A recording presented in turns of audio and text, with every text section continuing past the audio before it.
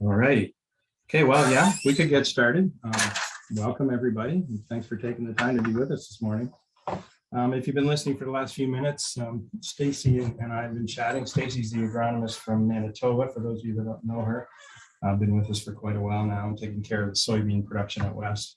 And Neil Allums and I, for those of you that don't know us, we're working here in Chatham, looking after the Ontario soybeans and wheat production. So you'll hear all of us on this presentation at some point. So welcome. As you're probably well aware, quality is always our first focus and will be for the rest of our careers. And today we wanted to address that a little bit. Not that we're very concerned, but we just wanted to collaborate and have a little meeting focused on those things. All right. So it's always, and we all agree, it's a pleasure working with all of you because you're professionals and we always learn a lot from you. And the idea came up that whenever we go to an agronomy meeting, whenever there's a farmer panel, a panel of actual producers that sit together and chat about, whatever the topic is, what they're working on, we learn a tremendous amount, but we've never heard one on seed production. So today we wanted to try that. So we just had some volunteers, from the group, people that typically produce some pretty good seed. And we just had a chat and it was fun. We got talking and wanted to continue. And you'll see that in a moment. We recorded that discussion. Stacy did a great job of facilitating it. And we had to cut it a little bit shorter because we didn't think you wanted to sit for an hour listening, but we did capture a lot of highlights and some good points. I hope you'll all find, a little something in there that will, some takeaway that you can use in the future, or just some reassurance of things that other people are doing that you're also doing. That's, I think, the main thing we found is that these people are from the US and Ontario and Manitoba, and everyone pretty well has the same concerns, the same issues. So hopefully you'll enjoy that. And then also in Ontario, we had a very wet fall. Many of you can attest to that. And we had a lot of calls about what you do with wet beans when you get them in the bin, to put it simply. And so we've asked James Dyck from OMAFRA to join us today as well, just to bring back to front of mind some of the things that a lot of you already know, and just to reassure you on just some ideas on how to handle wet seed beans and dry ones as well. And so that'll be interesting. So that's kind of the schedule coming. So I'm going to start this in a second. It's a recording. Okay, so unfortunately, you're not going to be able to stop them and ask for clarification or questions. But we do want to address your questions. The best part about a meeting like this is it's a discussion and you can build on what people say. So if you have thoughts, questions, things you want to share, things you want us to follow up on, put them in the chat, or feel free to text or call whichever one of us agronomists that you're typically working with, and we'll follow up. All of the speakers in the panel have agreed to accept your questions and clarify whatever they've said, just to make it more helpful for you. So feel free to leave those with you, and then we'll figure out a way to get back to you, depending on what the question is and who's asking and that sort of thing. Okay, so we've got that. I think we're ready to start. Stacy, Neil, anything else we need to cover before we start?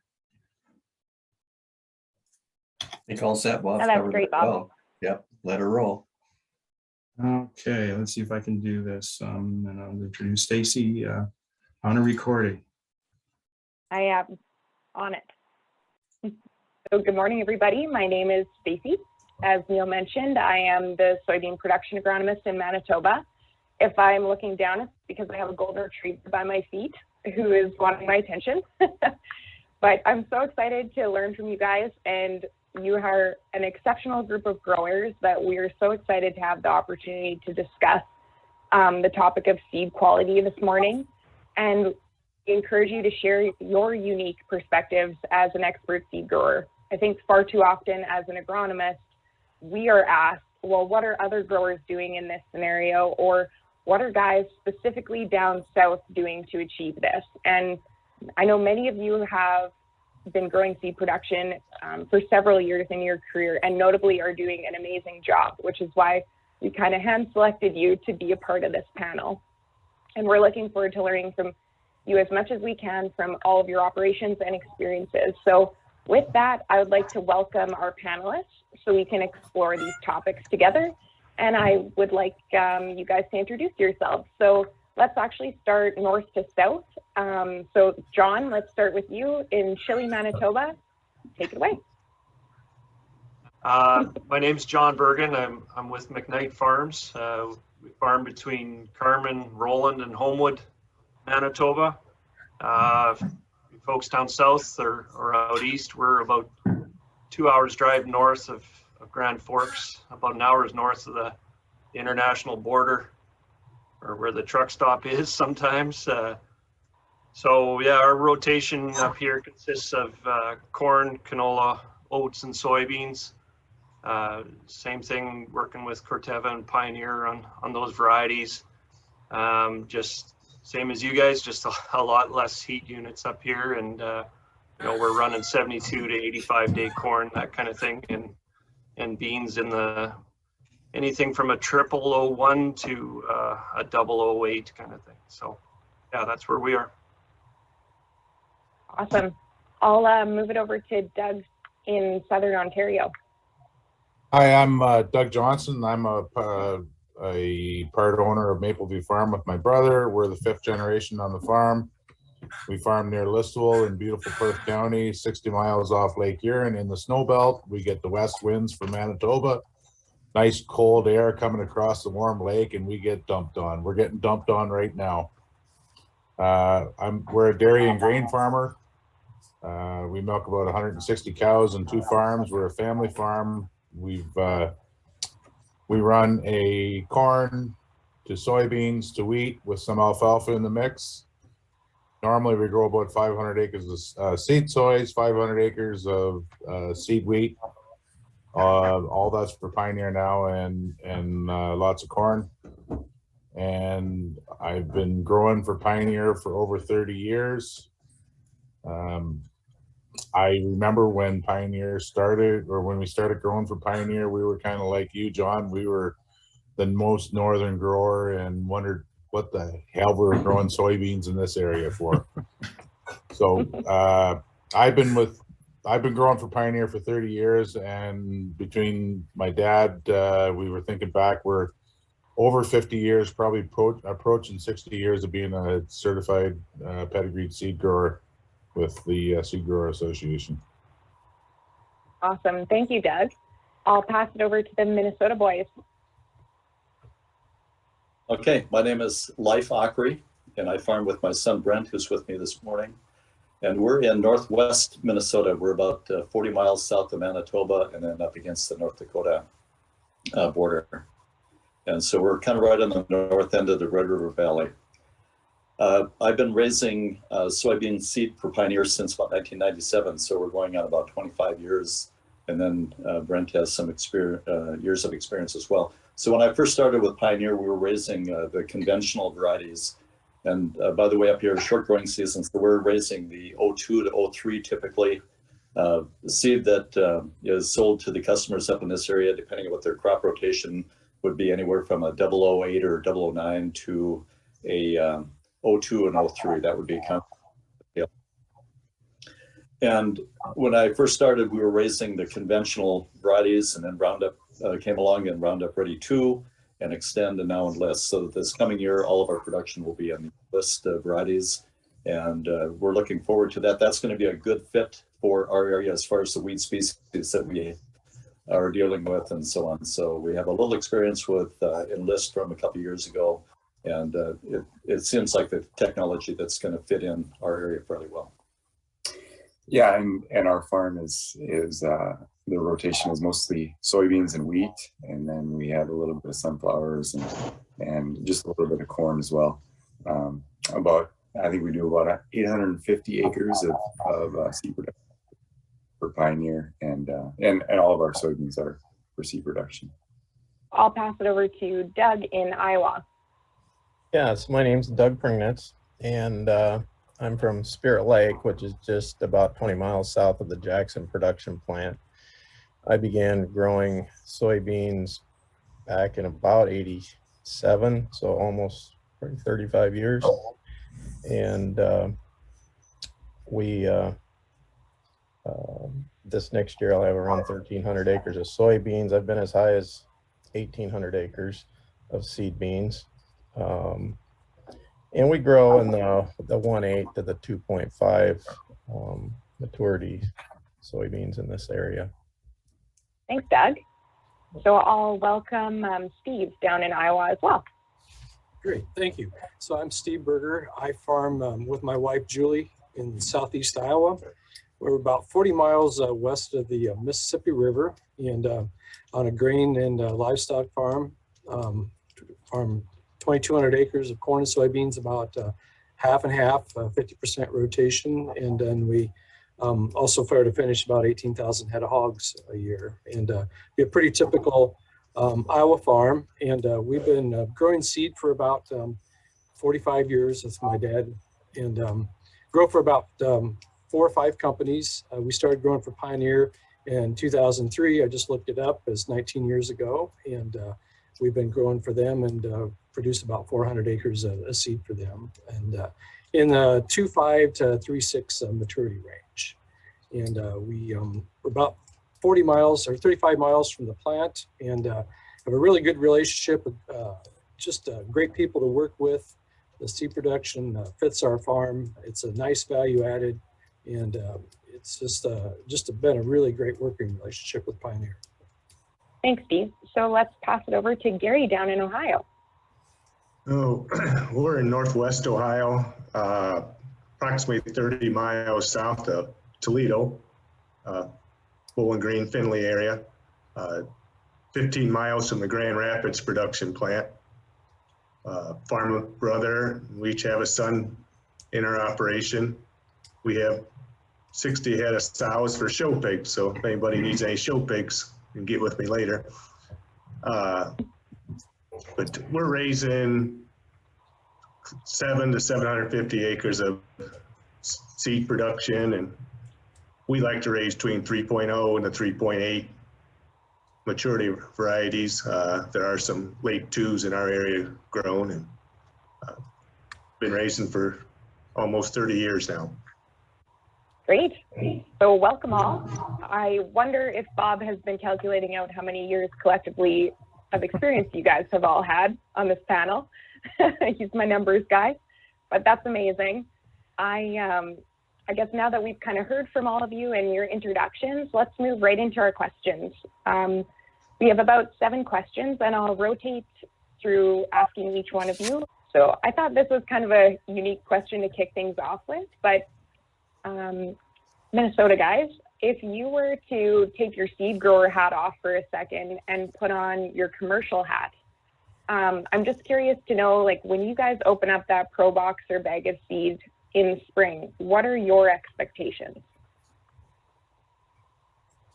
Okay, again, this is life, and you know, when we're harvesting, just back up a little bit, when we're harvesting, I always look at the sample coming in as we unload in the bins, and I think it's just something that I would like to buy in the spring of the year. So what I'm looking for is uniformity. Our seed comes in pro boxes that it's treated already, so the first thing I look at is uniform seed size, and then uniform treatment on that seed. And when we don't actually see the seed until it drops into a belt that loads our seed tender. And so that's kind of the first time we look at it, and we don't like to see any bridging in the pro boxes from the seed treatment. Oftentimes the seed treatment has been on for about a month before we put it into our drill. And again, if there's cracked seed coats, that would show up immediately. We rarely see that. We see really nice quality coming out of our pro boxes each year, but that's the kind of thing that we'd be looking at. So if I were a customer, I would say uniformity, no foreign material, good coverage with the seed treatment, and no cracked seed coats. That's awesome. That's really insightful. I wonder, Steve, can you build on that at all? Well, I would agree a lot with Leif and Brant on that, we'd like to see a clean seed sample when we open up. Now that we use seed treatments, uniform treatment is really important. And we grow for several other companies, and you don't always see that. And the seed treatment uniformity, the cleanliness, the make sure all the foreign materials out of a sample is important. With the new corn planters, you know, the meter can pick up and plug up with the different foreign material in there. So just a good, clean sample, and ultimately it's the germ. You know, you want good seed germ. That's probably the ultimate goal. So we get established good stance in the field from a producer standpoint. Yeah, thanks for sharing that. John, do you have anything you want to add to that? Yeah, I wrote down consistency and accuracy, and basically when I open a seed bag, doesn't matter what it is, whether it's corn or canola or whatever, I want that seed to look like it does in the magazine that you guys advertise in, you know, with the beautiful soybean seed and the nice hilum and stuff like that. But the other thing I'll add is there's just trust, right? Like we all talk about these things we can see in seed treatment and stuff, but I'm trusting that the numbers on that seed tag are right. I'm trusting that the germ is accurate to what it says it is in the first bag as it is in the last bag that goes in the planter. And I'm trusting that when I spray, you know, an application of XtendiMax on those soybeans, I'm not going to see a whole whack of them curl up and die after that application. So I'm trusting that chemical trait is true to the highest percentage possible that we can get through there. So that's what I look for, and then that trust goes on through harvest. If I see a whole bunch of off types and stuff like that, that doesn't give me a great feeling. So when I see consistency and uniformity in the field at harvest too, I know it's good seed. Yeah, I think it's so interesting to hear everyone's answers to that question, because I think all of us can relate to that moment when you're opening up a pro box of soybean seed in the spring. And I think that it's a really good reminder, because ultimately we're producing that seed for an end goal of providing the customer with what they want to see. And it truly should be a good question for every seed grower to ask themselves, to just keep that standard in the back of their mind when they're going throughout the growing season, and especially into harvest. What you're combining is what's ultimately going to be ending up in a commercial grower's hands next year. So thank you. I like starting with that question. So I guess when we think about the growing season, I mean, what would a growing season be without its challenges? So I would love to know, as a seed grower in Iowa, Doug, what is the biggest challenge you face when you're producing quality seed on your farm? And give us some insight into how you overcome those challenges. Sure. You know, my first thought on challenges comes back to weather. It's everybody's challenge. It's everybody has that same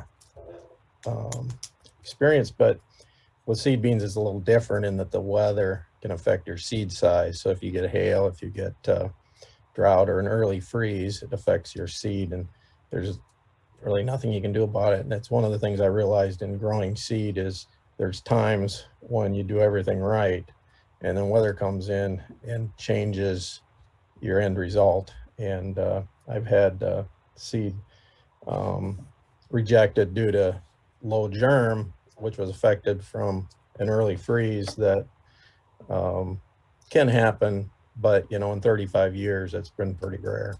But anyway, that's the first thing that pops to my mind. As far as something I can do something about, corn and soybeans has been a challenge for us since we've gone to the Roundup Ready. Getting the corn out of the soybeans, we've had where you know, I spray the corn, but you'll get a late emerging corn, and it'll come up, and it may only be knee high, and you don't think, oh, there's any risk of an ear. It came up so late. And then you get a nice August rains, which really help your bean yields, but it also puts some kernels on that corn you didn't expect. So we've been out there ahead of the combine pulling corn when we want to be combining, and we'll be going early in the morning when there's some dew and stuff. So because of that, there's times now that I monitor that a lot closer. We'll come back, we'll spot spray if there's areas that are bad later in the season, just for that corn, even though it may only be knee high, because that knee high corn can still put kernels on there. So that is one of the bigger challenges. And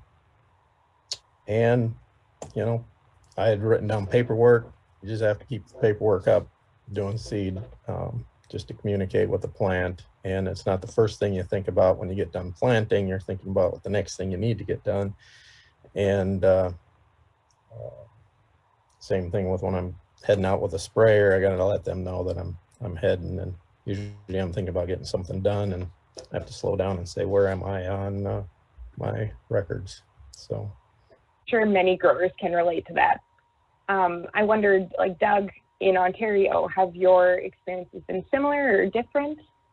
Well, I'm going to keep going on what my fellow mate Doug says. Is the paperwork trail is a bit of a challenge for us because, you know, we try to get everything done, and it's a rainy day job, and sometimes it doesn't rain and we don't get it done. The paperwork trail, I would like to see that modernized a little bit more. It's a little bit better when we're online now. We can do it online, but still, you can't do it on your phone when you're in the sprayer, or I haven't figured out how to do it yet. Hopefully we can soon.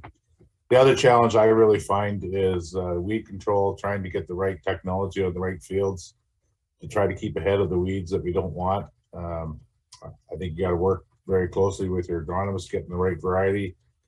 And I think mentally, sometimes it's a challenge too, when you do everything you can and your seed does not make the germination or the criteria, and you've gone to all this work and then it gets discarded and you're going, man, I just did a lot of work for what?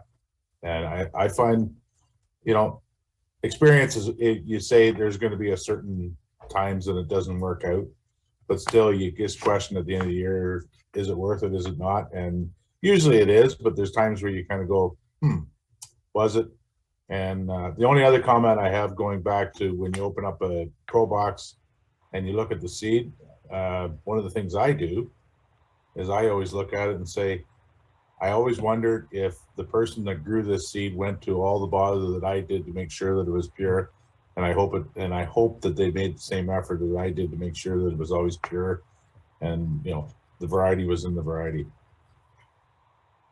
Absolutely. Yeah, that's interesting. Thanks for sharing your experiences. So I wonder, from an Ohio perspective, how about yourself, Gary? Oh, we've had the same issues that you just heard of. But you can do everything right, and you even get some nice August rains, and they come to get a sample, and your soybeans are too big. And that I argue with them. That's what you need to have bigger yields. But I guess that's not what everybody wants to plant with. So yeah, them are frustrations, and like you said, you do everything right. You spray them, and Mother Nature even has a good year, and all of a sudden germ doesn't hit. But for the most part, it's worth it. Yeah, you try not to raise that variety next year, and you go to something else, and that seems to work out. Yeah, I think it's just so relatable, no matter what geography you are in as a seed grower. There's always an opportunity to have a challenge and then learn from what that challenge was. And the only good side of that is facing how we can grow from those experiences. So let's continue on to the next question. I'm going to ask Steve for this one. Let's start with you. When you think about all the work that goes into producing your seed crop, what or how do you ensure quality prior to harvest?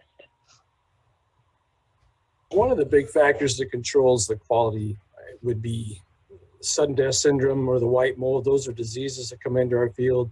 And if we can control the sudden death, that really helps control the foreign material and the small seed size at the end of the harvest. And so managing that, and then also just a timely harvest, there again, the weather plays a pretty important part, but trying to get the moistures to the right moisture level when we're harvesting beans, in that 14% range and on down. And then, as you know, with the weather, some years it's completely out of our control too, with the fall harvest moistures. But the big one here would be managing the soybean diseases in the spring prior to harvest. And if we can control that, that has a lot to do with the seed quality at the end. So I actually just have a follow-up question to that. Like, you've got a lot of noteworthy points. How do you manage that moisture? How do you choose when you get into the field to grab that bean at the best moisture? Well, that is really hard. A challenge we have in our farm, we're a small enough farm where we run one combine, and that makes it a challenge, you know, switching from corn to beans and the clean out. And so you have to be watching weather close, you know, watching 2 or 3 days ahead of time. And probably, you know, I was just going over and reviewing the moistures that have been going into our bins. Everything's scaled and sampled on the farm. I look at the moistures going in.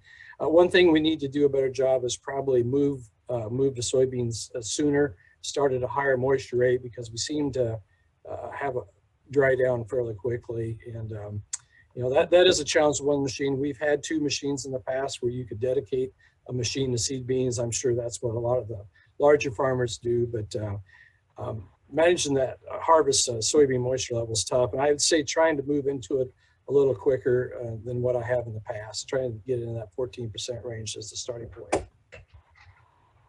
That's awesome.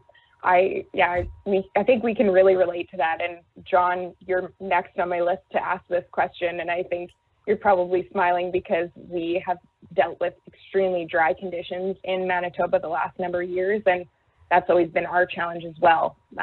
How do we get this crop off with the right moisture? So John, I'd like to ask you the same question. How do you ensure quality prior to harvest? Yeah, a lot of that is just about thinking ahead. And when I say think ahead, you got to think way ahead. So we're thinking harvest even in spring, you know, and with our dry springs, we've gone to no-tilling our beans into our oat stubble or cereal stubble here. So, you know, you think about cleanouts in spring in the planter and getting everything where it should be, but now I find I'm spending a lot of time thinking about row cleaners and how much trash I have to move to get that furrow clean and get the seed into it, and whether that's leaving, you know, mounds on each side of my soybean row that's preventing me from getting these you know, these early beans they're not waist tall for sure, and most years we're lucky if they're knee tall, and getting those bottom pods kind of thing. So that's what I'm spending a lot of time with, and learning this no-till thing, and finding it even starts the year before, right, when you're harvesting those oats, and how much stubble you're leaving. So we're starting already back then. So in season, even weed control I'm thinking about, and I'm thinking about weeds like we got volunteer canola up here, which you know, the extent system isn't great on controlling, or it's Roundup Ready canola, which isn't getting hit by the glyphosate. And you'll get a late flush of canola come into that soybean crop, and you know, it's not economical. It doesn't provide a yield issue.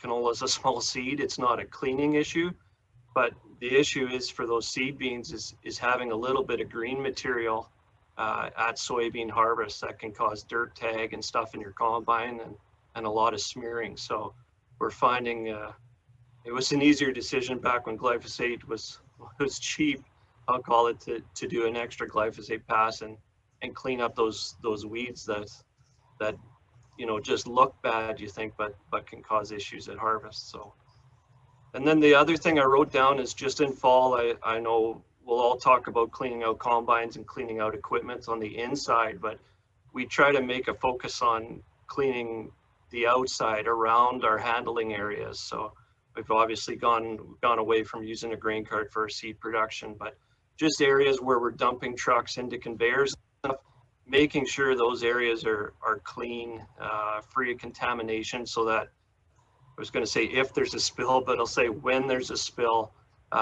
you can have your best confidence, you know, just cleaning that up and making sure those areas are as clean as possible. I think that's really thought-provoking. Leaf and Brent, do you guys have anything you'd like to add to that? Yeah, I mean, those are all really good things that I think we all try to do, and yeah, I think even just going back to during planting when we're getting everything set up, and one of the things that we've tried to do recently is, to try to limit some of the ridges at planting. We've done some harrow packing, you know, sometimes before or after planting, to kind of just smooth that out right from the beginning, so that at harvest time we're not getting dirt in the combine. Trying to limit that as much as possible. And then of course, before harvest, just getting all of our equipment cleaned out, especially bins too, making sure that all our bins are cleaned out really good, and you know, doors and everything like that is checked over, and make sure that we're just kind of set to go. And but yeah, it's a lot of, you know, a lot of checklist things, and getting those cleaned up, and trying to keep dirt out. We've been trying to speed the harvest up a little bit too, as far as during the day. Oftentimes that first field might be at 15% moisture when you want to start. And we found that that's 14.5, 15 is a good place to start, because after about a load or two, you're probably down to 10, 11, 12%. So it changes very quickly. We also just run one machine. So we try and typically our soybean harvest, if the weather cooperates, will last about 7 or 8 days, something like that. And so we've tried to intentionally spread out the seeding. It's hard to do, because when it's time to plant, it's time to plant, but we try and spread it out just a little bit, so that when we come to harvest, we won't have a field that should have been taken off a couple of days in advance. So that's part of it. And then when we're harvesting, one of the biggest challenges when the beans get a little bit too dry, we'll start to have to make some adjustments on the combine. I brought a little tool along here. This is something that Pioneer provided for us quite a few years ago. And it's just a 10 slot screen, and it's got a way of measuring what kind of clean out that we'd be getting. And I'm the one who's unloading trucks all the time and marking down moisture and what bin and what seed lot it is. And we normally run a sample through that slot. It takes about a minute to do, and you can put it in, and it'll show you if you've got some small seeds that are flowing through, but also if you've got some splits. And oftentimes when moisture gets down to maybe 11%, we'll start to see some splits, and then we can make a quick adjustment on the combine. Might be slowing the rotor up a little bit, or opening the concave, or whatever it might be. But we can make a quick adjustment in real time. And that's been a good tool for us. So we communicate. Brent is normally running the combine, and I'm unloading trucks, and we can communicate fairly quickly and make those adjustments. Again, when we unload into our bins, into that belt conveyor, we're trying to think about what that finished product is going to look like next year for the customer who buys that seed. And we want it to be the best quality possible. So a couple of things that we've been doing. Maybe one more item. When I first started in seed production, we were using an air seeder. Air seeder is a real quick way of getting beans in the ground, and they can do a pretty good job. But we've quite a few years ago switched to a row crop planter. We're in 22-inch rows up here, and that 22-inch planter gives us more uniform planting depth, probably better, quicker emergence, and a uniform crop when it comes to spring. And sometimes that would carry way into harvest, where we've got a little more uniformity to work with, and we can avoid some green spots in the field and that kind of thing. So there are some of the things that we're doing up here to kind of maintain the best quality we possibly can. Well, I think that's awesome. Like, I knew Darren, your agronomist that you work with, he had actually bragged to me about you guys. Like, I think you need this plug, but in 20 years of growing for Corteva, you've only ever had one discard bin. So I knew you'd have some really good tricks up your sleeve, and I think you've got a lot of value in what you all have said. That's really great. So let's move on. Kind of in keeping with that question, I'm sure you can all agree, like, harvest can be really easy when everything goes right, but how often does that actually happen? So when environmental conditions turn unfavorable at harvest, I'm curious to know, like, what kind of adjustments you would make on the fly to kind of accommodate and maintain seed quality. So Gary, I'd like you to answer this one. Well, kind of goes back to a few of the answers they just give you there. If you want to start harvesting at 15%, because there's days by the middle of the afternoon you are dry. And as a combine operator, you're paying a little closer attention to your bin sample, so you can make adjustments quick on the hopper load instead of a truck load. And when somebody calls back and says, hey, we got a whole load of splits, they want to know if you've been on the phone or what you've been paying attention to. So No, you pay attention to that. You have to slow the rotor, open it up. And we do have advantage of having 2 combines, so we can keep one running commercial and get into the seed beans a little more earlier than if we'd have to. But and no, the idea of putting them in with the planter and getting the uniform depth, that does help for harvest because everything is maturing more evenly, which makes for a better sample and easier harvesting. So I'm curious, Doug from Ontario, do you have any advice that you give to a grower in these circumstances or any of your experiences? Well, first of all, I think one of the biggest things is putting your experience to help you. Experienced combine operator doesn't park your ass in a seat and just drive. You have to really be watching. You have to adjust all day. I don't think most people realize how much we adjust a combine all day. It's just not sitting there with GPS and enjoying the tunes. It's actually turning the radio off and actually doing a good job. One of the biggest things in the last few years that we've really done, even though it doesn't look like it needs it, we've actually desiccated a lot of our seed soys and soys in general to even them up. Most frustrating thing for me was you pull in, you got 13% beans and you look at the sample and you say, there's way too many green ones in here. So if we can desiccate with Aragon or whatever we can, we spray our own crops. So I just find if you're going through, you might as well spend a couple more dollars and put the desiccant on to even them up. I think the biggest thing is to have a plan, watch weather patterns. And when you see an opening, you got to be ready, you got to go, and you got to go hard. Last year, I know we had an opportunity. I went till 11:30 one night and I was done that night, and I should have, my son wanted to keep going. And he was right, because it was 38 days till we got back into that field in Ontario. So it was brutal, but you got to have a plan, and you got everybody on board, and everybody's got to understand why you're doing this. Yeah, I think that's really great info. Thanks. So I guess, switching gears to post-harvest, once that seed is harvested and in the bin, all of it's, that's the most critical time to maintain your quality. So I'm curious if there are any measures or precautions that you take to maintain or improve quality once it's in the bin. So John, I'd like to start with you. Yeah, I don't have much on this. This is something I'm hoping to learn on a bit, but we're storing our seed production in their steel welded hopper bins, so they're gravity unload type thing.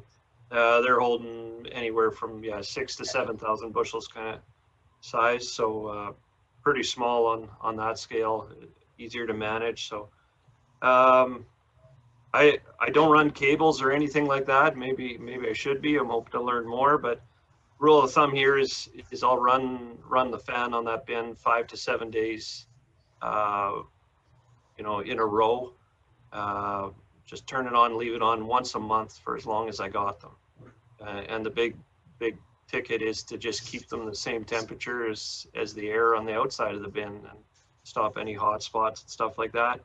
Occasionally, if I'm feeling energetic, I'm running to the top while that fan is on and just making sure it smells like beans and nothing else. So that's all we're doing here.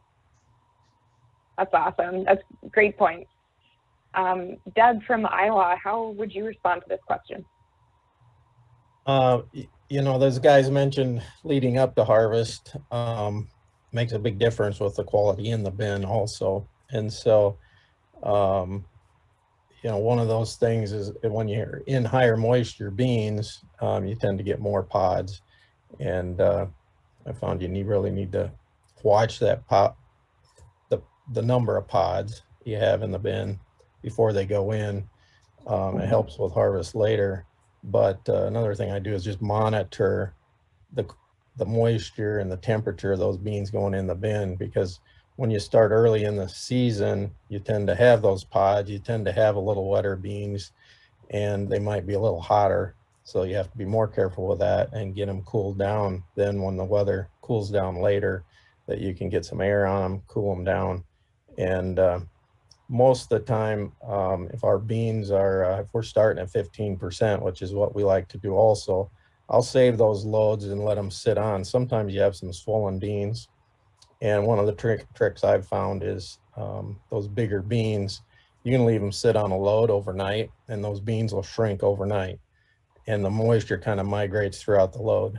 And it's one of the tricks we've used. And then come back and blend those off with maybe a load that's drier, and then they blend back through the bin, and you don't really notice they're even in there with the bigger beans. And that's one way we've managed that earlier start on harvest. The other thing I try, I weigh all my beans going in the bins, so then I have a weight coming out, and I track shrink. And one thing I've found is you don't want to run your fans too much, or we're shrinking those beans, and my shrink jumps up. And so I monitor that moisture, I monitor that temperature, and if the beans go in the bin at a decent temperature and decent moisture, you really don't need much air on soybeans. They stay pretty stable, and especially if they're under 14%, they're really stable.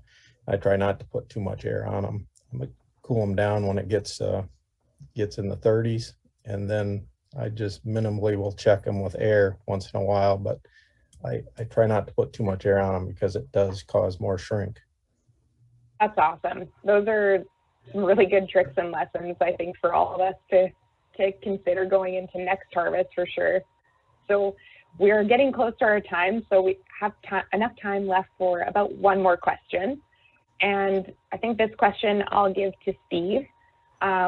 I'd like to know, what is one innovation you've implemented on your farm that's made you a better seed grower? Well, just communicating a lot with the other seed growers and learning what they're doing, but going to all belts and watching our augers and combines, going through the combines and watching all the sharp points, and nearly everything's belted in as much as we can. We do use a grain cart, but it's a conveyor cart. It's a Kinsey 450C. And then when we do have to use carts, we use that, and just try to handle the beans the best that we can. That's awesome. I wish that we had more time to talk further, because this has been so awesome. You guys have such a wealth of information between all of you. So I just like to say this has been such an insightful conversation, and I know that this is being pre-recorded, but when it is being played back to the audience, I just encourage you to reach out to any of us and the panelists directly, if that's all right with you guys.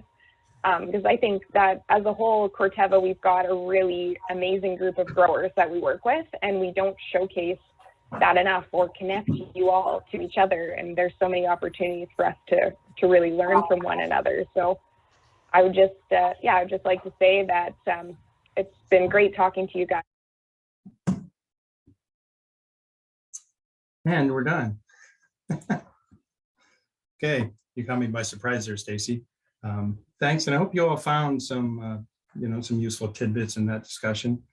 I've certainly combine on time, plant on time. Neil and I have weather ordered that's going to help make this fall better in Ontario, and also better for you in Manitoba, Stacy. So yeah, very good, very interesting topics. I didn't see a lot of questions show up in the chat, so feel free, just as a reminder, if you have any comments, thoughts, feel free to send them. Okay, and we'll be happy to follow up on you with those. Okay, and then with that, Neil, I'll turn it over to you. It's your turn to talk.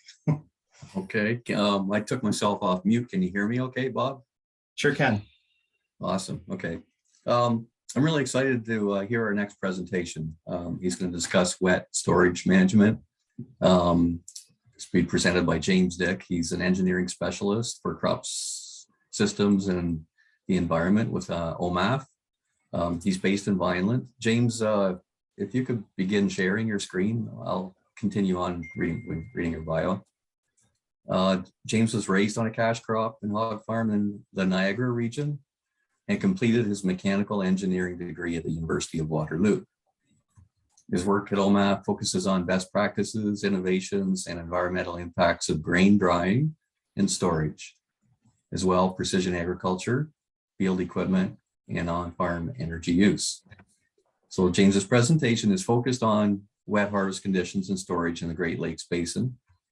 But if there are questions around harvesting under excessively dry conditions, which is a common occurrence, I understand from Stacy in Manitoba, and Bob and I know can also happen here in the Great Lakes Basin as well, please add those questions into the chat along with any other relevant questions, okay? And we'll address those at the end of the presentation.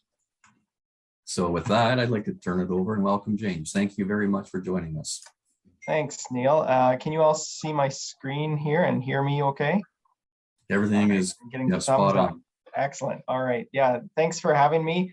I think we tried to do this 2 years ago and it didn't end up working out thanks to COVID. So here we are. It's 2022 and yeah, thanks for inviting me. It's great to be here.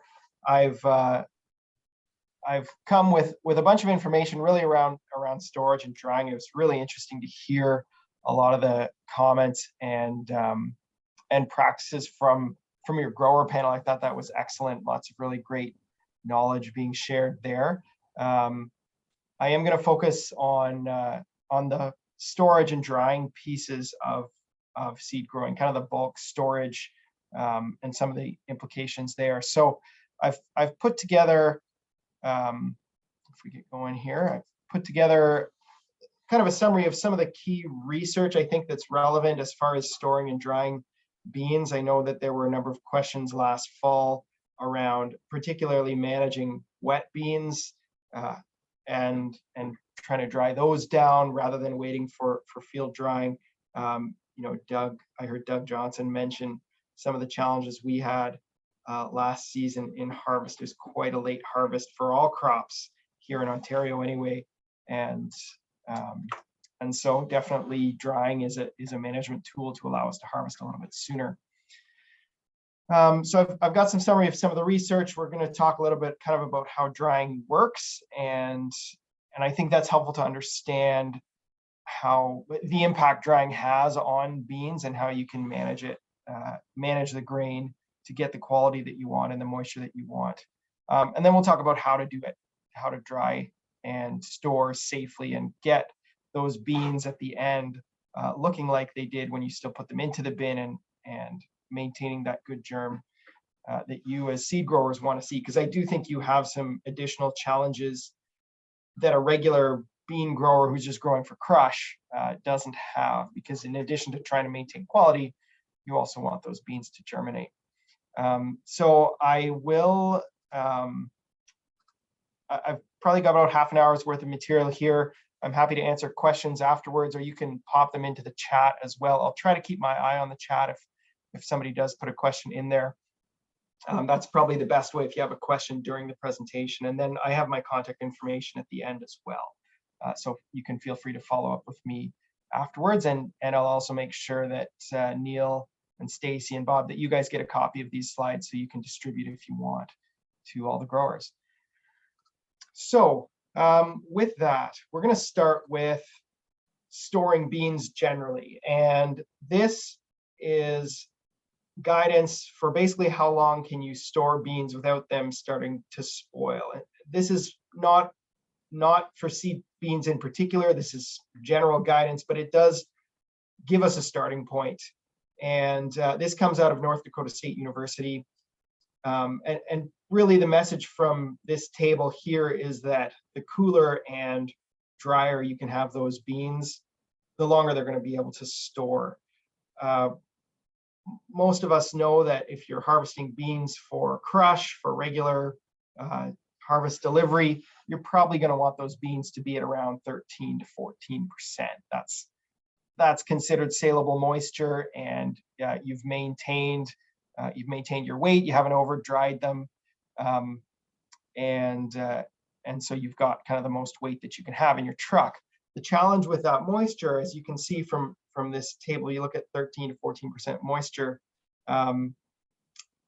depending on the temperature you're able to store those beans at, you're limited in the length of time you can store those beans. Say 14% moisture, if your grain bin is at 10 or 15 degrees Celsius, well, you've only got maybe 2 to 3 months, maybe a little longer worth of safe storage of those beans before they start to spoil. So if that's okay for harvest, if you're planning to sell them fairly quickly, or as we get into winter, you can cool them down. But if you are planning to store beans, whether crush or seed beans for any length of time, it is valuable to dry them down a little bit further, especially if you're storing into the next summer, where maintaining cooler temperatures is a challenge. So that's really the message here, is understand the interaction between temperature and moisture. Now, when we start to look at seed soybeans, this becomes even more important. This chart shows some research out of Brazil in 2006. Actually, a lot of soybean research comes out of Brazil. It's a major crop down there, as I'm sure many of you know. In this particular case, they looked at storing samples of beans at 3 different temperatures and 3 different moisture levels. And I know the chart's a little bit busy.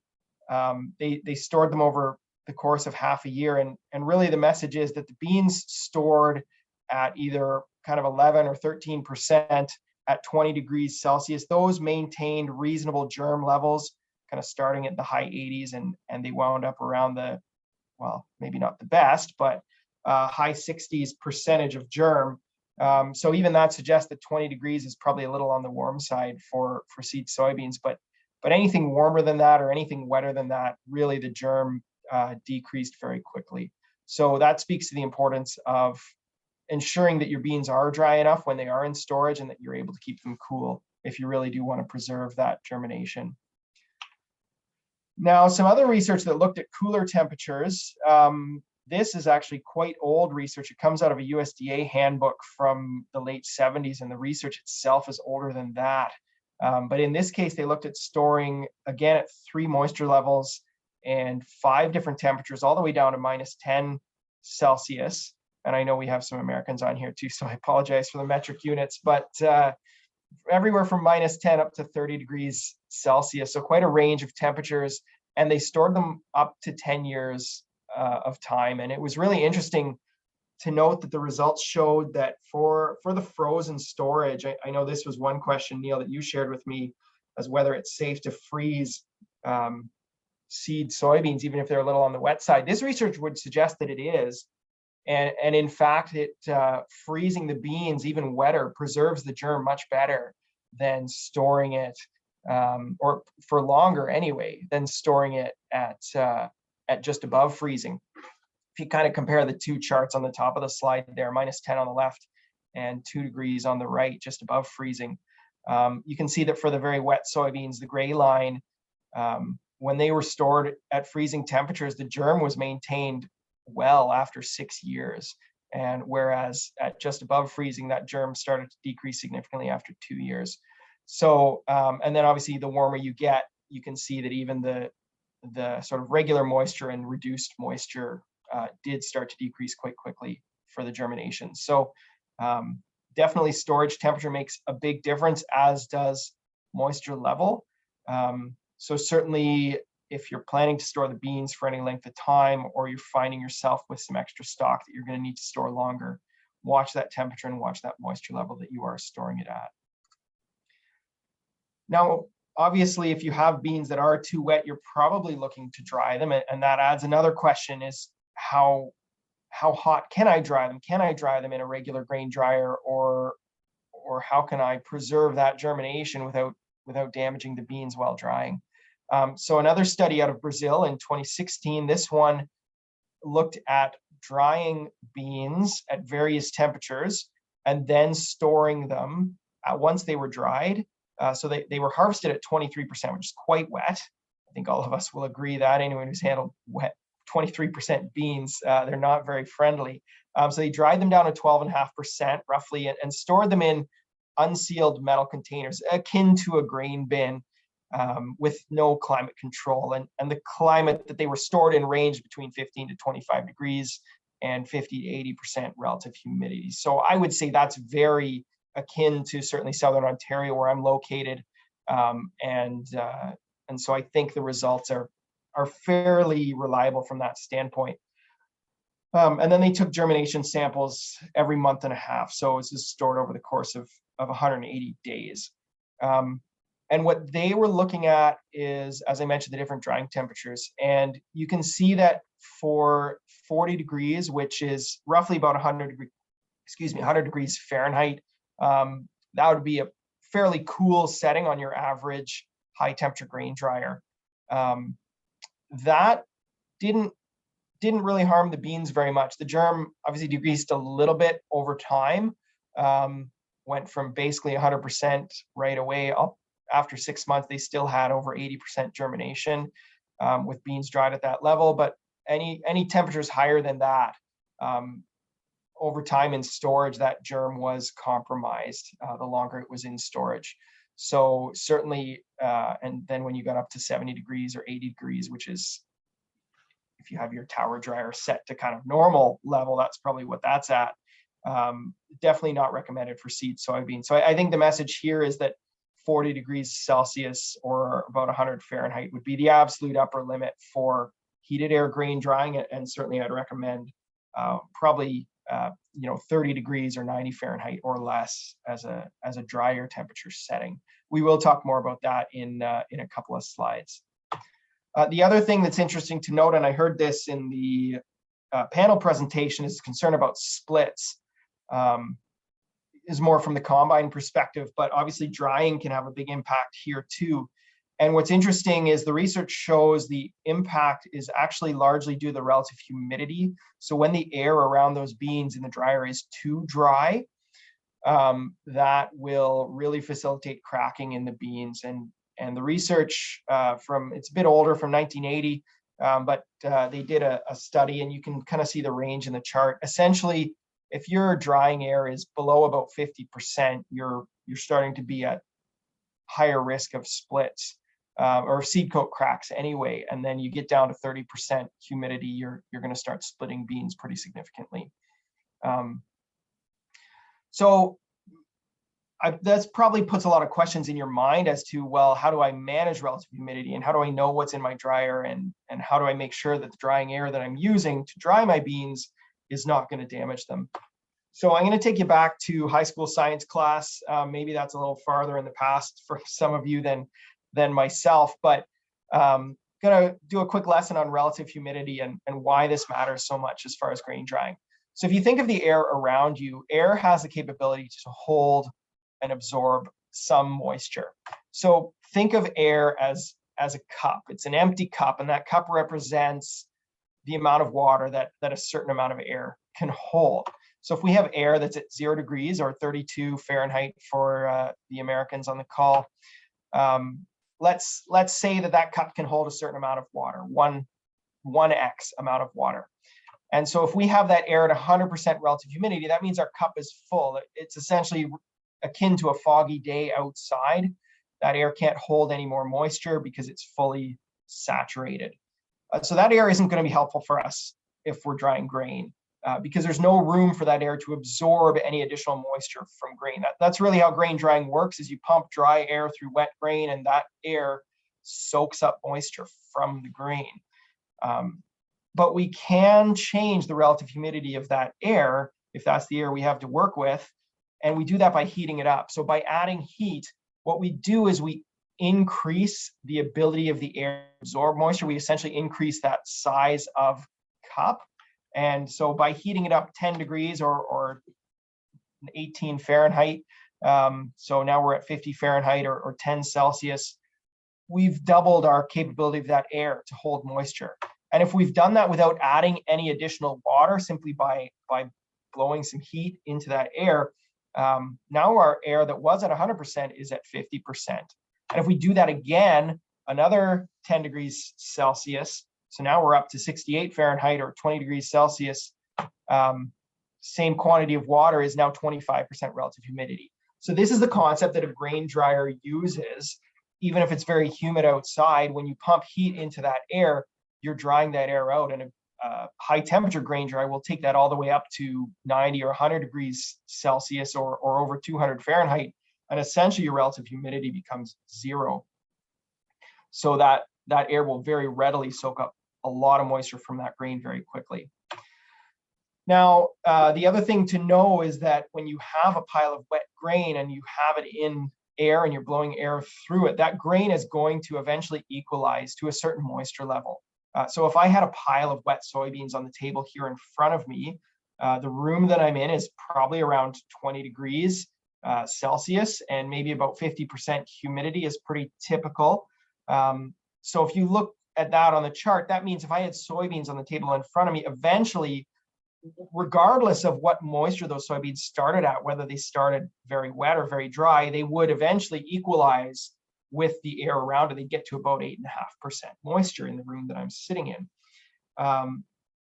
And what you'll notice from this chart too is that for the typical saleable moisture of soybeans, kind of around that 13.5%, 70 degrees, or pardon me, 70% relative humidity tends to be the sweet spot. So if you dry or aerate your beans, or actually corn and wheat is very similar as well, with 70% relative humidity air, you're going to end up with grain that's roughly at the moisture level that you want it to be for salability.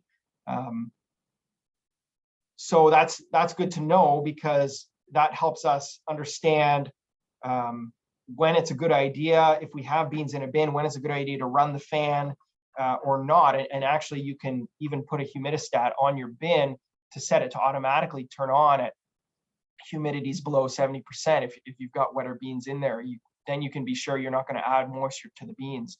So if you do aerate at high moisture or high relative humidity, you will actually end up adding moisture to the beans rather than drying it out. Now, I know this is a lot of math, and it can be tricky to remember to do this. You can certainly print this chart out and keep it in your dryer shed or next to your bins. But there is an online tool as well. Now, I believe it's only for Ontario at this point. So growers in the US or in Manitoba might not be able to use this, but you can access this tool for the Ontario growers anyway at decisionfarm.ca. It has moved around a little in recent years, but that's where it's housed right now. It's called Bincast, and it's very simple. You can go on, it gives you a map or the ability to choose your location of your farm. You can choose different grains, and what this tool will do is give you a weather forecast for the next 5 days, every hour, what's the predicted temperature and relative humidity, and then it will also tell you what's the expected moisture content of your grain if you were to be running your fans at that time. So this can be a good tool to help you plan if you know you need to do some aeration or drying and you want to use natural air to do that. This Bincast tool will help you understand whether or not the weather conditions that are coming up in the next few days are going to be beneficial for that. So I'd highly recommend you checking this out. Of course, you can also get a weather station on your own farm, and I'd recommend that too. And you can use the physical chart to look it up. But this tool is nice because you can access it on your phone or your computer. Now, it will take some time, however, just because the chart says that you'll get to 13% of moisture doesn't mean it's going to happen instantaneously. In fact, it can take several days or even several weeks. It depends a lot on airflow and the temperature and moisture outside. Of course, the warmer it is, the faster it's going to dry, because that air just can absorb more moisture even at the same relative humidity. So what we find is, and I know this chart is busy, but what we find is over time, certainly the ability to dry that grain using natural air alone becomes a lot more challenging. And so you do need to start looking at adding some heat if you want to do that quickly or more quickly. And so really that's the message here, is that it does take time. If you are naturally air drying, don't expect it to happen overnight. It's probably more like a couple of weeks or even longer to do that, especially as you get later into the year. So that brings up the question, adding heat, and how much heat do I add, and how can I add heat safely to my bin? Well, as we mentioned, you can use a grain dryer. You can set it to low temperature. There's lots of people that have had success doing that. I might stay away from some of the really aggressive tower dryers. They tend to heat a little bit differently and quite hot. I know some growers have more success with some of the bin dryers. They're a little easier to have lower temperatures on. You can also get bolt-on heaters for your average bin, for your aeration fan. You call your bin manufacturer, they can provide you with heater options. You can also get portable heaters like this unit here. Neil was kind enough to share this from perhaps one of you on the call. I'm not sure which grower, but one of you had some success putting this portable heater on your bin this year. And it definitely works, and it works well. You need to be conscious of your fan airflow, how big the heater is, and how much you're trying to heat it up, as well as your outside air conditions. So if you are looking to add some heat to your bin, I've got some rules of thumb here on what that's going to mean for your relative humidity. Really, that's the goal, is by adding heat, we're trying to lower that relative humidity and find the point where our grain is going to equalize at the moisture we're looking for. So if I jump back here just a few slides to this chart, and I see someone put a comment in the chat that it'd be great to have this chart. I will make sure to get a copy of this chart to you. You can find them online as well. I know PAMI, the Prairie Agricultural Machinery Institute, they've got them online. But I will make sure these slides get out to Bob and Neil and Stacy, and that you can get them to all of your growers. So if you take a look here, you're probably targeting somewhere around that 11, 12, 13% moisture. So you're looking for 65 to 70% humidity. Well, if it's 80 or 90% outside, that means you're probably looking for a reduction of maybe 25% humidity. So we can jump back to this chart as far as heating. If you look at the last column, you're looking for 20 to 25% humidity. You're probably targeting maybe 10 to 15,000 BTUs per hour of heat, or 3 to 4 kilowatts, 4.5 kilowatts for every 1,000 CFM of fan capacity. Excuse me. So you go buy a heater, it'll have a BTU rating on it or a kilowatt rating. If you know your fan size, you can quickly do some math and see if that heater's in the right size range. And what that will do, if you put that heater in your bin, as I mentioned, it may take still a few days, maybe a few weeks, but over time, those beans will equalize to the right moisture and they won't over dry. That's the advantage of using the equilibrium moisture chart. In a heated air grain dryer where you're using hotter temperatures, if you leave it in there too long, obviously the beans will over dry. So doing it this way with low temperatures, it can be a good way to prevent that over drying. But it's important to know the fan that you have on your bin and know how that operates, because your fan airflow isn't constant. It changes depending on how much grain is in that bin, which affects the pressure that fan is seeing. And it also is affected by the type of the fan. The chart that I've got here shows the performance of 4 different fans. They're all 5 horsepower fans, but they're different styles. And the performance ranges kind of up to 3 times depending on the type of fan. So different fans are better for different things. I'm not going to get into a lot of it. If you're trying to dry grain, you can probably get away with a fairly low pressure fan. But the message here is know the airflow that you have, and contact your fan manufacturer. They can give you the fan chart so that you can understand how many CFMs you're actually putting into that bin. And that's a good place to start. As I mentioned, the grain depth is going to have a big impact here. And so what this chart shows you is the static pressure compared to the grain depth at various airflows. So if you know your fan chart and you know how much grain you have in the bin, you can kind of take a look at this chart and say, okay, I know how deep it is. So say I've got 10 feet of grain in the bin, and you've got a 5,000 bushel bin. I know it's not very big, but just as an example, 5,000 bushel bin, and let's say your fan's 10,000 CFM. Well, that's 2 CFM per bushel. So you can look at 10 feet of grain and say, okay, well, if I go up the chart, that's about 1 inch of static pressure. You can look at your fan chart, see if that matches, see if your fan's actually doing 10,000 CFM, or is it doing 7,500 at 1 inch of pressure. So then you're actually running 1.5 CFM per bushel, not 2. So it's a bit of a back and forth balancing act. And again, I know this is a lot of sort of math and engineering. I do have another tool that I'll show you in just a couple slides. But what I wanted to note is you can actually measure static pressure very easily. You can get a pressure gauge that you can bolt onto your bin. You can get them low in low pressure inches of water. For those that aren't familiar with what an inch of water is, it's about 28 inches of water make up 1 PSI, which is a unit that's a little more common for folks. But the physical representation, you can actually do this very easily. You can go get a clear tube, fill it with water, stick one end of that tube into your drying plenum when the fan is running, and the pressure in that plenum is going to push that water up the tube. And if you measure the height difference in that water, that's literally the pressure in inches of water. So this is what I like to call the original U-tube. Before we had videos and that, you can use U-tubes to measure pressure very quickly and very easily. And you can understand what's your fan actually doing. But for those that are digitally inclined, there is an online tool. This one comes out of University of Minnesota. It's very handy because you can put in the type of grain you've got, the size of bin, and how deep your grain is. And it's got a huge database of fans in it. So you can choose the fan you've actually got on the bin. It will give you a performance chart on the right. I know the text is a little bit small, but it'll show you the airflow that you're getting and the static pressure at various depths of grain in that bin. So in this case, a 20-foot bin, it tells you what's your pressure at 20 feet. It'll tell you if you only fill it to 10 feet or 6 feet, what that looks like. So this is a great way to estimate the performance of your bin as it currently stands. And I'd highly recommend checking that out. Once you get into starting to fill your bins and looking at drying them, I will say that if you're actively trying to dry beans, 10 feet is probably a good limit as your grain depth, just because it's going to take a lot longer the deeper your grain is. And you do also want to make sure you're coring the bins.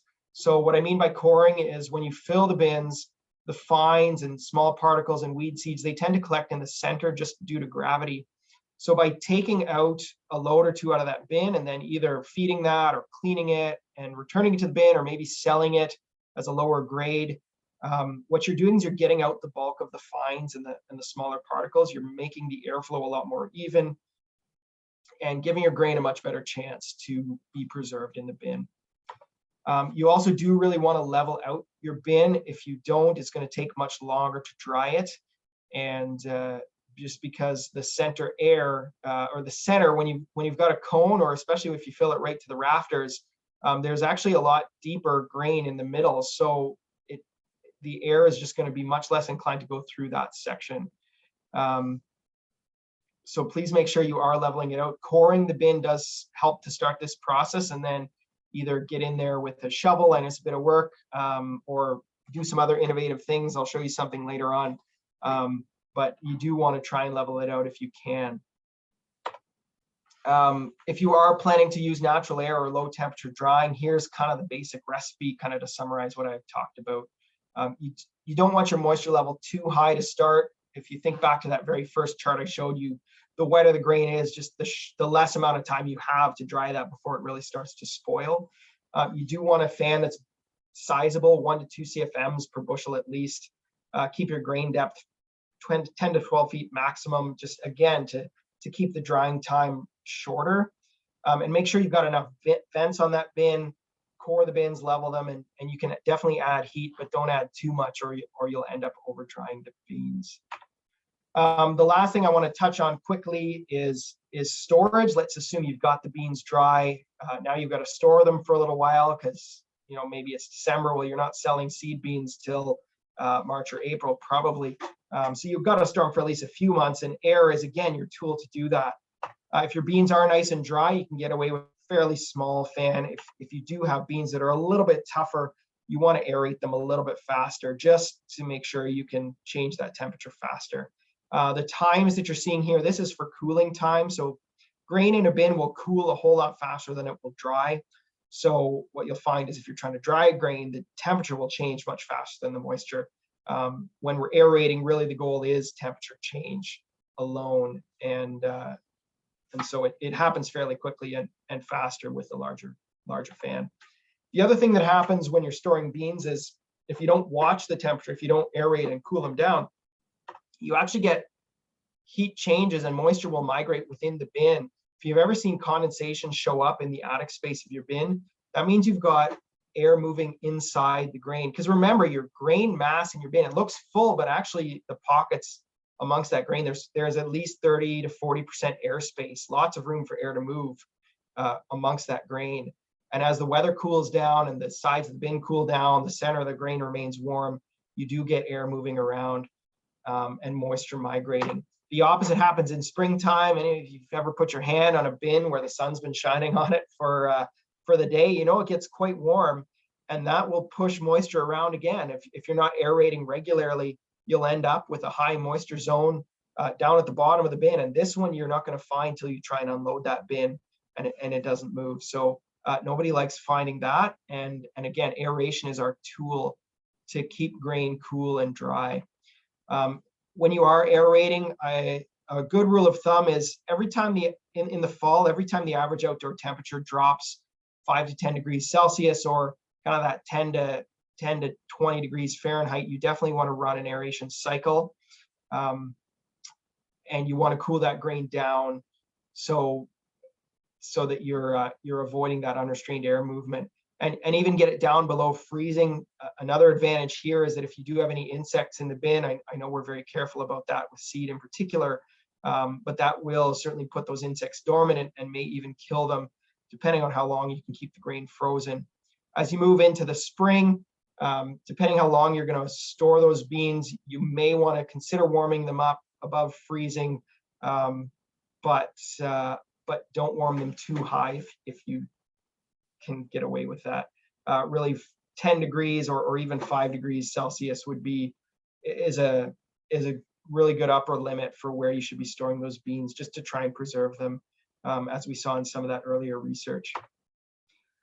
And as a bunch of people mentioned in the panel, you do want to be checking your bins regularly. I'm more in touch with kind of general commodity price. I don't know what the premium is for seed beans, but I think regular beans are upwards of 20 bucks a bushel right now. So at least Canadian. So that means if you've got 5,000 bushels of beans, which isn't that much,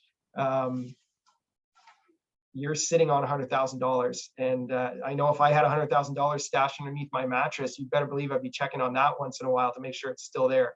So use the same principle with your bins.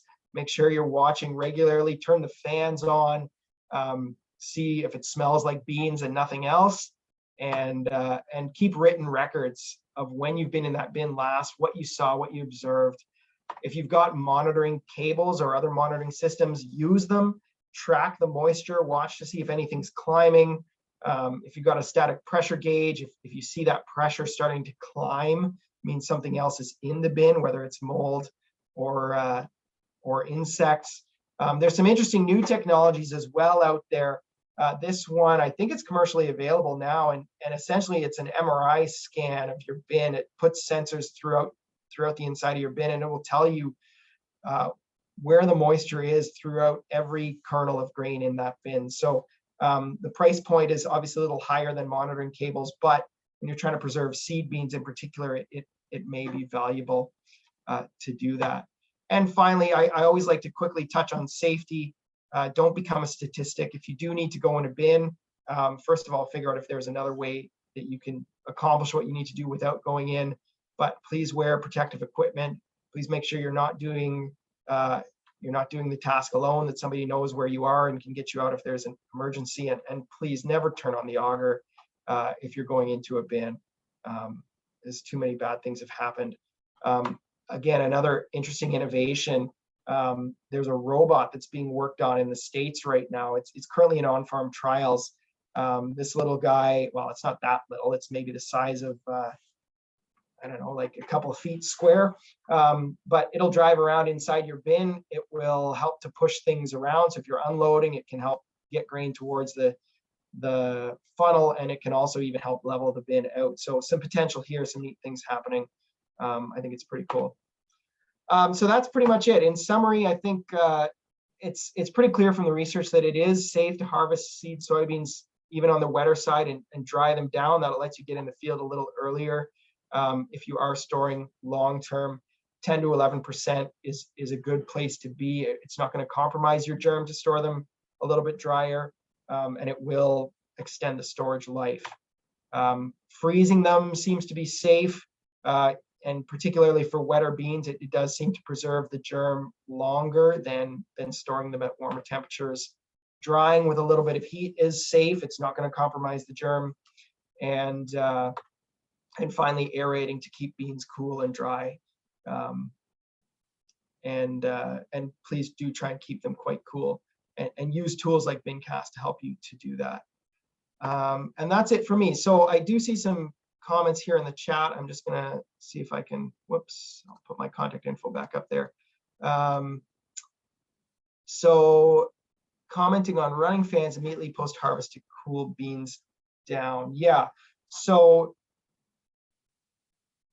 cooling beans down, as I mentioned, that comes to aeration. Cooling beans down to 5 to 10 degrees and turning fans off for good. So yeah, you don't want to over dry. So beans that are sub 12 moisture, if your beans are nice and dry, cool them down and turn the fans off for good. Yeah, a cooling cycle, as I mentioned, if I can go back to this chart, let me just find it here. So this chart will show you about how long it's going to take to cool your beans, and your beans aren't going to dry much more in this time. So if you've got a bin that's got a fan on it, you can use this chart to figure out how long it's roughly going to take to cool that bin down. You're not going to be changing moisture significantly during that time. So yeah, you can cool them down. If the beans are nice and dry, then yeah. But I would still suggest that if you do get a time where your beans are, the temperature of your beans are significantly different than the outside temperature, I mean, I guess you can decide whether or not you want to freeze them or not. If you can get them down to 5 degrees and maintain them there, that's probably fine. And just keep your eye on it and make sure that the quality is where you want it to be. I'm not sure if you guys do germ tests over time, if you're pulling samples out over the course of the winter and just seeing how that germ is maintained in your beans.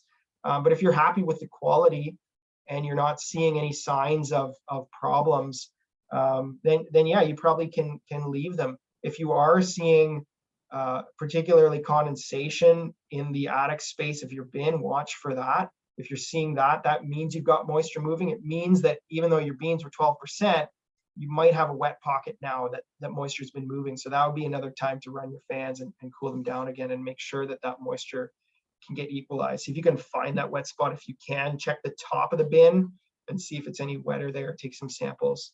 And as far as adding moisture to soys in bin, yeah, you can use automated systems. You can get them that will tie to moisture cables that'll turn your fan on at humidities. And you can add moisture to beans by running fans in high relative humidity. I see some comments that it has been done successfully. I would caution you a little bit, depending how dry they are. Obviously, the beans will swell a little bit, so you don't want to get in a situation where they're swelling too much and you're getting them kind of stuck in there. So I would say do it with caution, but yeah, it can be done, and doing it with a system that will allow you to dial in a humidity for your fan, or an automated control system where you can watch it with temperature cables and moisture cables, that can really be beneficial, because then your system will help to handle that and you can keep your eye on it. Bob's got a comment. Any comment on wheat? Very general, max temp for drying. So I think with seed for anything, if we're talking about seed wheat here, Bob, I think that kind of rule of thumb of 40 degrees C as an absolute maximum, and probably 30 is better. So 90 Fahrenheit, I always think 90 Fahrenheit, you're not going to kill the germ if you're drying at 90 Fahrenheit or less. So that's probably a good rule of thumb for all crops. If it's going for feed, obviously you can dry it a lot hotter than that, but the same rules for kind of general temperature apply here. Yeah, soybeans, each grain is going to be a little different, particularly in the moisture that you want it to get to. But when it comes to germination and what you find even in the equilibrium moisture is that despite the different grains, that 60 to 70% humidity seems to be the sweet spot. So a lot of it does kind of cross-pollinate across different grains. Yeah, so that's it for me. I hope it's been helpful and interesting. Again, please feel free to contact me at any time. My contact information's here. And or if I didn't answer your question, or you've got other questions or about different grains. I know many of you grow lots of different grains. So thanks so much for inviting me. It's been great. I'm glad we're able to do this. And I'm always happy to chat with anybody. Thanks very much, everyone. James, that was awesome, really awesome presentation.